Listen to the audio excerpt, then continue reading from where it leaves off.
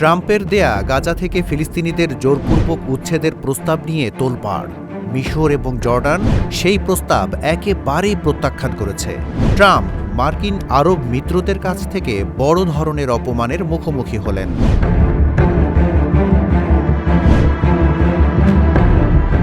ট্রাম্পের প্রস্তাব ছিল গাজার গৃহহীন মানুষদের মিশর এবং জর্ডানে স্থানান্তরিত করা। কিন্তু ট্রাম্পের এই ধারণা শুনে হামাস এবং পশ্চিম তীরের ফিলিস্তিন কর্তৃপক্ষ কঠোর প্রতিক্রিয়া জানায়। তারা এই পরিকল্পনাকে মানবাধিকারের লঙ্ঘন এবং দখলদারিত্বের এক নতুন রূপ হিসেবে দেখে।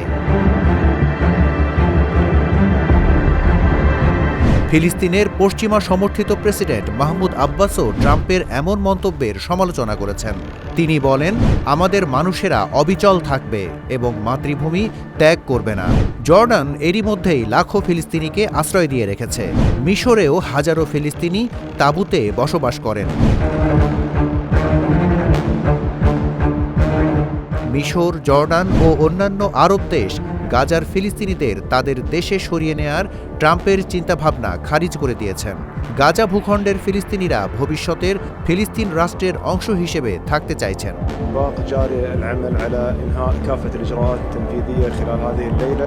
জর্ডানের পররাষ্ট্রমন্ত্রী একে সম্পূর্ণ অগ্রহণযোগ্য বলে মন্তব্য করেছেন।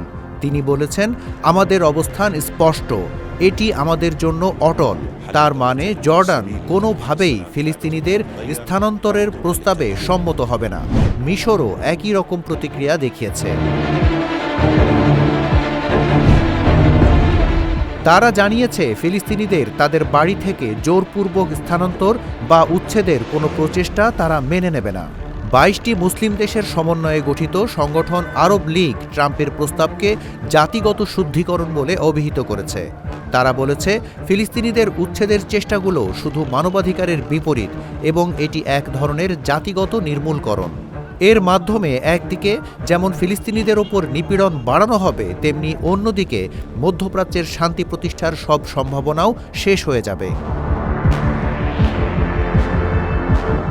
মিশরের প্রেসিডেন্ট আল সিসি বলেছেন, যে কোনো জোরপূর্বক বাস্তুচ্যুতি ফিলিস্তিনির রাষ্ট্রকে শেষ করে দিতে পারে। তিনি এটাকে মিশরের জন্য একটি রেড লাইন হিসেবেও চিহ্নিত করেছেন, যা মিশরের জাতীয় নিরাপত্তার জন্যও বিপজ্জনক হতে পারে।